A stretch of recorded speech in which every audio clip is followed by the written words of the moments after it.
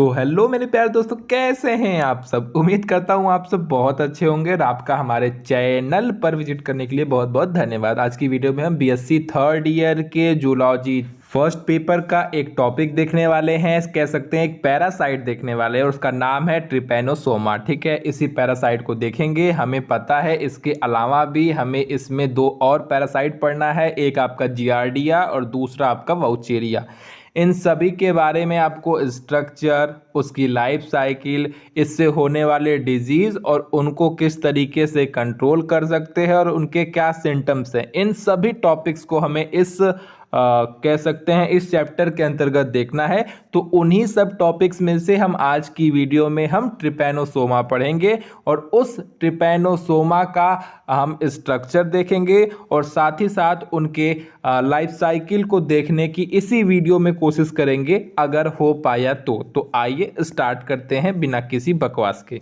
तो देखिए, आपको कुछ कॉमन सी चीज़ें बता दे रहे हैं, बहुत नॉर्मल सी, आपको भी पता रहनी चाहिए। सबसे पहली बात, जो आपकी ये ट्रिपैनोसोमा है ना, ये एक तरीके का पैरासाइट है। और पैरासाइट है तो इसका मतलब क्या हुआ, पहले यही समझिए। पैरासाइट का मतलब ही यही होता है कि ऐसे ऑर्गेनिज्म, अब ये क्या है, ये आपका माइक्रो ऑर्गेनिज्म है, तो आप ऐसे जोड़ लीजिए कि ऐसे माइक्रो ऑर्गेनिज्म जो अपने फूड के लिए, अपने खाने के लिए किसी दूसरे के ऊपर डिपेंडेंट हो, वो आपके पैरासाइट कहलाते हैं। तो इसी तरीके से जो आपका ट्रिपैनोसोमा है वो अपने फूड के लिए, अपने खाने के लिए दूसरे के ऊपर डिपेंडेंट रहता है। और मैंने आपको पिछली वीडियो में बताया भी था कि जिस तरीके से हम अपने माता पिता के ऊपर डिपेंडेंट हैं, अभी की बात कर रहे हैं, ये नहीं कि ये क्या बात हो गई। तो अभी हम उनके ऊपर डिपेंडेंट हैं, इस वजह से हम क्या हैं, हम एक तरीके से पैरासाइट हैं जो अपने मॉम डैड के ऊपर डिपेंडेंट है। तो उम्मीद करता हूं आपको बात समझ में आ गई होगी क्या चीज़ पैरासाइट है। अब बात करते हैं ट्रिपैनोसोमा की। तो ये भी पैरासाइट है, ये भी अपने फूड के लिए दूसरे के ऊपर डिपेंडेंट रहता है, मतलब किसी और के ऊपर रहता है। तो इनका जो होस्ट है, इनका होस्ट यानी कि जिसके ऊपर ये ट्रिपैनोसोमा रहता है, वो है आपकी सीसी फ्लाई। ठीक है, क्या नाम है, सीसी फ्लाई है। ये एक अफ्रीकन फ्लाई है, समझ लीजिए, क्योंकि ये इधर तो पाई नहीं जाती। ये आपका ट्रिपैनोसोमा भी यहाँ नहीं पाया जाता, ये खासकर अफ्रीकन कॉन्टिनेंट में देखने को मिलता है, इधर तो ये देखने को मिलता ही नहीं है। ठीक है, तो वहीं पे ये फ्लाई पाई जाती है और उन्हीं फ्लाई के ऊपर ये रहते हैं। ठीक है, ये जो आपको सामने दिख रहा है यही है सीसी फ्लाई। ठीक है, इनके अंदर सकिंग माउथ होता है। ठीक है, सकिंग माउथ होता है। लीजिए, मैं आपको एक और फिगर दिखा रहा हूं, इससे ज़्यादा क्लियर हो जाएगा। इनके अंदर इस तरीके का सकिंग माउथ होता है, डायरेक्ट आपके ऊपर बैठकर सीधा आपके खून के ऊपर अटैक करती हैं, मतलब सेल, मतलब क्या कहते हैं यार, ब्लड को सक करती हैं। ठीक है, ब्लड को सक करती हैं। तो उसी समय ये आपका ट्रिपैनोसोमा जो पैरासाइट है वो इनके अंदर, मतलब आपके अंदर इंटर कर जाता है, तो आपको ये चीज़ें हो जाती हैं। अब आपको पता होना चाहिए कि इनकी वजह से कौन से डिजीज होते हैं, यहीं पे सुन लीजिए सारा, क्या दिक्कत है। इस ट्रिपैनोसोमा की वजह से ना एक स्लीपिंग सिकनेस हो जाती है। अगर हिंदी में कहें, स्लीपिंग सिकनेस का मतलब होता है निद्रा रोग, यानी कि सोने की बीमारी हो जाती है। ठीक है, स्लीपिंग डिसऑर्डर हो जाता है। तो इन्हीं की वजह से होता है ये जो ट्रिपैनोसोमा है, इस पैरासाइट की वजह से होता है। कैसे होता है वो पैरासाइट, इस सीसी फ्लाई, ये सीसी फ्लाई जो है, जो इसका नाम है, इसके ऊपर पाई जाती है। और अगर जब ये डंक मारता है और जब ब्लड की सकिंग करता है, तो फिर यहीं से ये आपके ब्लड में, आपकी बॉडी में एंटर कर जाते हैं और आपको स्लीपिंग डिसऑर्डर या कह लीजिए स्लीपिंग सिकनेस हो जाती है। ये नॉर्मल सी आपको जानकारी मैंने दे दी। ठीक, अब हम इसके ऊपर बात नहीं करेंगे, बाद में तो आपको इसे डिटेल में पढ़ना ही है। मैंने आपको बताया, आपको उसके सिम्टम्स पढ़ने हैं, डिजीज पढ़ने, सब पढ़ना है। अभी नॉर्मल जानकारी दे दी, अब आइए थोड़ा थोड़ा इनके बारे में जान लीजिए। पहले ट्रिपैनोसोमा के स्ट्रक्चर को देख लीजिए, फिर उसके बाद की बात करेंगे। चलिए, अब आपकी थोड़ी नॉलेज के लिए ये भी बता देते हैं, प्यारी सी नॉलेज में जान लीजिएगा कि देखिए, फाइलम प्रोटोजोआ का मेंबर है ये, ऑर्डर काइनेटोप्लास्टिडा। काइनेटोप्लास्टिडा और फैमिली ट्रिपैनोसोमेटिडी, ठीक है, ट्रिपैनोसोमेटिडी का मेंबर है, इसी से बिलोंग करता है। तो ये आपका सिस्टमेटिक पोजीशन है, बहुत लॉन्ग है, वो भी मैं आपको दे दूंगा, लेकिन आपको थोड़ी दिक्कत हो सकती है। तो आप नॉर्मली ऐसे भी कह सकते हैं कि आपका ये फाइलम प्रोटोजोआ से बिलोंग करता है या फाइलम प्रोटोजोआ का मेंबर है, ठीक है। तो ऐसे नॉर्मली भी एक्सप्लेन कर सकते हैं, ठीक। इसके अलावा मैंने आपको ये चीज़ बताई दिया है कि ये भारत में तो एक्टिव देखने को नहीं मिलता है, ये खासकर अफ्रीकन देशों में देखने को मिलता है, अफ्रीकन कॉन्टिनेंट में देखने को मिलता है। ये वहीं पर सबसे ज़्यादा एक्टिव फॉर्म में पाया जाता है। और वहाँ पे क्या डिजीज़ क्रिएट करता है मैंने आपको बताई दिया कि स्लीपिंग सिकनेस डिजीज़ क्रिएट करता है। और ये अमेरिका में इनकी कुछ स्पीसीज़ हैं, मैं उनका भी नाम बताऊँगा। वो स्पीसीज़ वहाँ पे चगोस रोग, एक चगास रोग है, उसको, एक चगास डिजीज़ है, उसको क्रिएट करता है, ठीक है। तो इतना समझिए कि इनकी पूरी वर्ल्ड में करीबन करीबन 20 स्पीसीज़ पाई जाती हैं, ठीक है, 20 स्पीसीज़ पाई जाती हैं। उन 20 स्पीसीज़ में से जो 3 स्पीसीज़ हैं वो मोस्ट एक्टिव फॉर्म में रहती हैं। उनमें से जो 2 हैं जिनका नाम है ट्रिपैनोसोमा ब्रूसी गैम्बेसिया, ठीक है, ट्रिपैनोसोमा ब्रूसी गैम्बिएसिया, ऐसा कुछ नाम है, वो आपका एक्टिव होता है आपके अफ्रीकन साइड में। और इसके साथ साथ ट्रिपैनोसोमा ब्रूसी रोडेंसिया, ये भी आपका, ये दोनों स्पीसीज आपके अफ्रीकन कॉन्टिनेंट में एक्टिव होती हैं और वहाँ पे ये स्लीपिंग सिकनेस डिजीज़ को क्रिएट करती हैं। और ये जो आपका ट्रिपैनोसोमा क्रूजी है ये आपका अफ्रीका के साइड में, अमेरिका के साइड में एक्टिव होता है और वहाँ पे चगास डिजीज़ को क्रिएट करता है। समझ में आ गया। इनकी 3 मोस्ट एक्टिव स्पीसीज हैं, उनमें से 2 आपकी अफ्रीका में ये प्रॉब्लम डालती है स्लीपिंग सिकनेस की, और एक जो स्पीसीज है वो चगास डिजीज़ को क्रिएट करती है अमेरिका के साइड में। बात समझ में आ गई। आज की वीडियो में हम देखने वाले हैं वो इसे देखने वाले हैं, जो गैम्बिएसिया है इसे देखने वाले हैं, गैम्बिएसी। तो जो आप इसे नॉर्मली गैम्बिएसी भी कह सकते हैं, ठीक है। ट्रिपैनोसोमा जो है वो तो इसकी जीनस है, गैम्बिएसी क्या है, उसकी स्पीसीज है, ठीक है। तो मैं बता दे रहा हूँ, आपको पता रहना चाहिए। तो चलिए आज की वीडियो में हम इन्हीं के बारे में, इन्हीं की सारी चीज़ों को देखेंगे, ठीक है। तो आइए स्टार्ट करते हैं इसके स्ट्रक्चर के बारे में। उम्मीद करता हूँ कोई डाउट नहीं होगा, डाउट होगा पीछे जाकर सुन लीजिएगा। हाँ, और मेरी एक प्यारी सी रिक्वेस्ट है कि अगर आप लोग वीडियो डाउनलोड करके देखते हैं तो प्लीज़ उसे डाउनलोड करके मत देखा करिए, लाइव देख लिया करिए। इससे मेरी वीडियो की रीच स्टार्टिंग में ही गिर जाती है। इधर बीच कहने से कुछ फ़ायदा हुआ है कि मेरे सारे सिग्नल ग्रीन में रह रहे हैं, तो बस इसी वजह से फिर से हमारी रिक्वेस्ट है, मार लेंगे तो ठीक है, वरना क्या ही करेंगे, ऐसे ही मुंह बनाएंगे। चलिए हम मुंह बनाते रहेंगे ऐसे ही। आइए बात करते हैं स्ट्रक्चर की। देखिए स्ट्रक्चर के बारे में बहुत सिंपली बता रहे हैं, ऐसे ही नोट कर लीजिएगा और ऐसे ही दिमाग में याद करने की कोशिश करिएगा। देखिए ट्रिपैनोसोमा आपका यूनिसेलुलर, माइक्रोस्कोपिक, कलरलेस, इलांगेट मतलब लंबा, और पत्ती के समान चपटा होता है, यानी कि लीव्स के जैसा फ्लैट होता है, ठीक। और इसके अलावा आकार में, शेप में देखने में कैसा लग रहा है, हंसिया के जैसा नहीं लग रहा है। हंसिया मतलब समझ रहे हैं, वो जो घास काटने वाला होता है।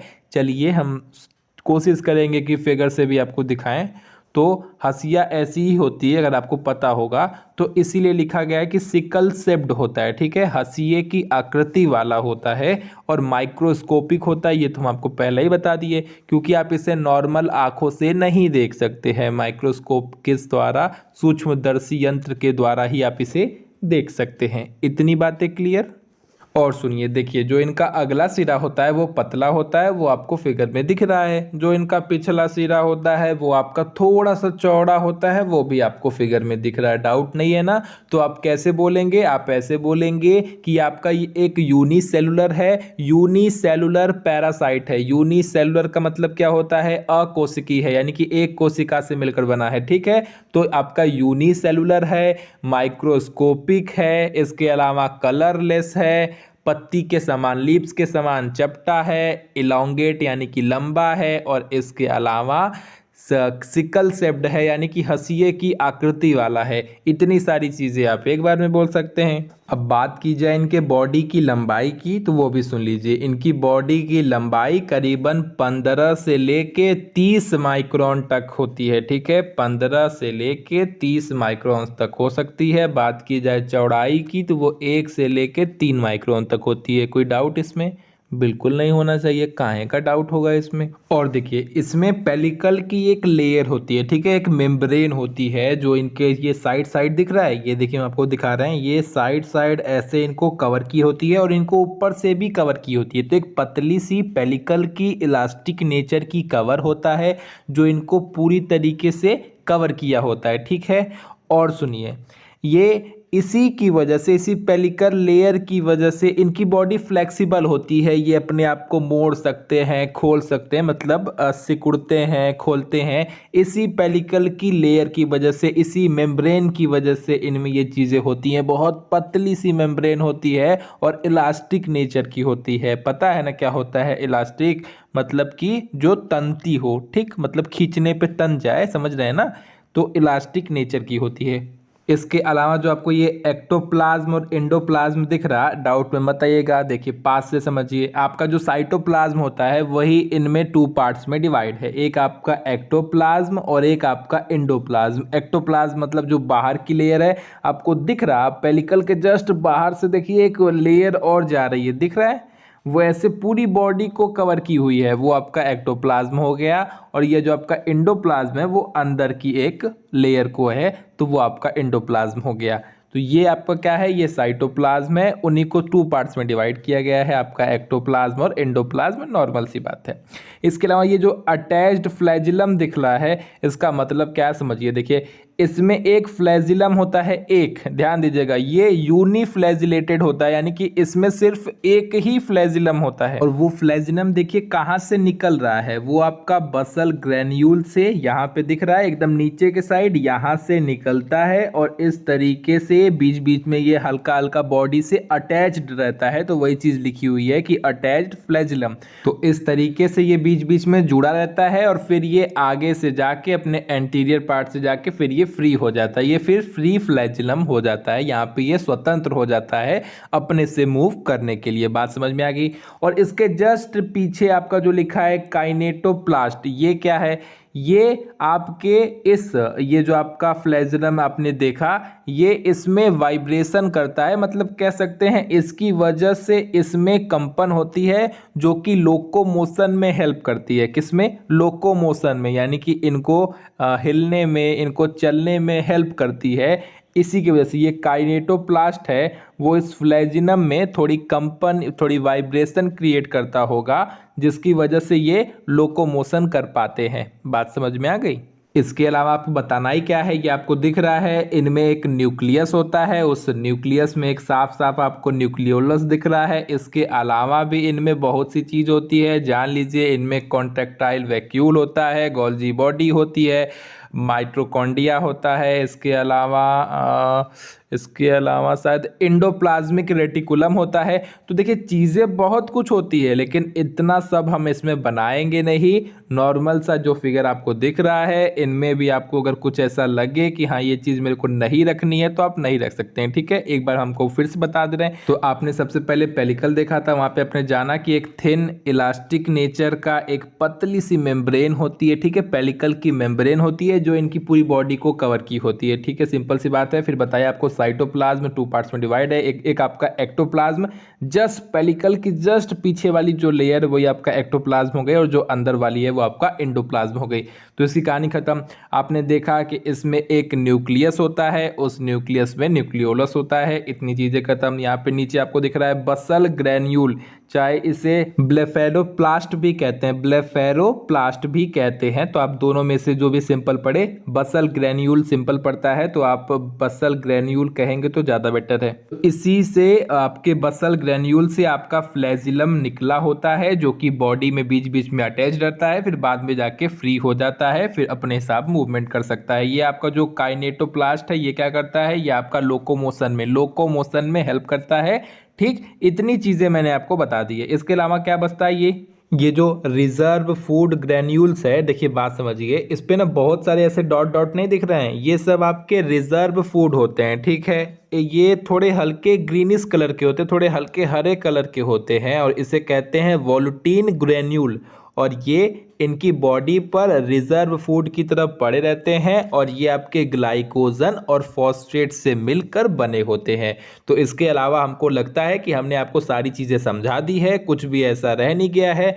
ये जो आपको लिखा है अनडुलेटिंग मेम्ब्रेन, इसका मतलब ये है कि लहराता हुआ मेम्ब्रेन, लहराता हुआ झिल्ली। तो आप देख ही रहे हैं, आपको देख के भी समझ में आ रहा है। जैसे एक बात समझिए कि कोई फसल खड़ी है, हवा चलता है तो वो नहीं हिलती डुलती है, लहराती है, बस वही वर्ड यहाँ पे यूज किया गया है, अनडुलेटिंग मेम्ब्रेन। मतलब ये जब लोकोमोशन करता होगा तो ये लहराता होगा, बात समझ गए ना। तो वही ये लहराती हुई झिल्ली है, तो उसी को अंडुलेटिंग मेम्ब्रेन करते हैं। इसके अलावा ये जान लीजिए, ये आपका पॉलीमॉर्फिक होता है, ठीक है, पॉलीमॉर्फिक होता है। काहे लिए ऐसा होता है, इसका मतलब समझिए। पॉलीमॉर्फिक का मतलब होता है बहुमुखी होता है, मतलब बहु रूप वाला होता है, मतलब एक से अधिक रूप। मतलब जब इनकी लाइफ साइकिल होती है तो ये अपने लाइफ साइकिल के दौरान करीबन करीबन अलग अलग स्टेज में अलग अलग तरीके के इनकी रूपरेखा हो जाती है। कभी ऐसे होते हैं, कभी ऐसे होते हैं, कभी ऐसे होते हैं, ठीक है। तो मोस्टली बात की जाए तो ये अपनी लाइफ साइकिल में करीबन 4 तरीके के रूप को प्रेजेंट करते हैं। अभी आपको दिखाया जाएगा, बताया जाएगा।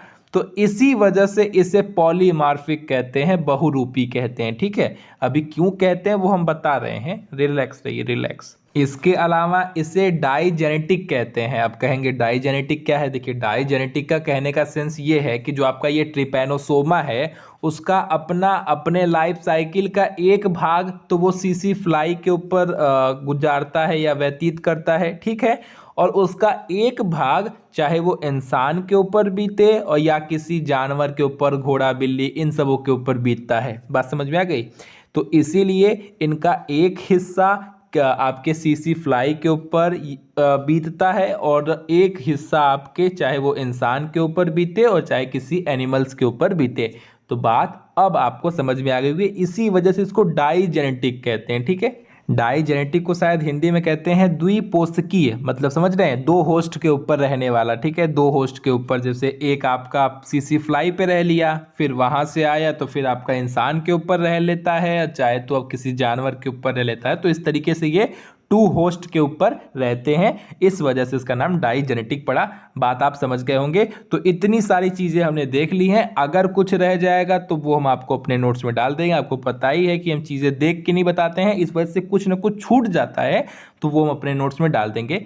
वैसे तो हम पॉइंट वाइज नोट करके रखते हैं, छोटे से भाग में सब कुछ बता देते हैं, ठीक। तो आपकी बात खत्म। एक्सप्लेन करने में थोड़ा सा टाइम लग गया है। अब थोड़ा इनके स्टेजेस के बारे में जान लीजिए कि ये अपने लाइफ साइकिल के दौरान, मैंने आपको बताया ना कि 4 स्टेजेस में होते हैं, तो वो स्टेजेस देख लीजिए। तो देखिए, जैसा कि मैंने आपको बताया था कि आपका ये जो ट्रिपैनोसोमा है, ये क्या है, पॉलीमॉर्फिक है। क्या है, बहुरूपी है, बहुरूपी, कई रूप आता है, कई स्टेजेस में ये इनके अलग अलग स्टेज में इनका अलग रूप रंग होता है। तो आइए उसी चीज को देखिए। तो देखिए, इनके लाइफ साइकिल में 4 स्टेजेस पाई जाती हैं, ठीक है। इस तरीके की 4 स्टेजेस पाई जाती हैं, देख सकते हैं, 1 2 3 4, ठीक है। अब एक एक के बारे में जानिए। पहली स्टेज है आपकी लेप्टोमोनाड, ठीक है, लेप्टोमोनाड।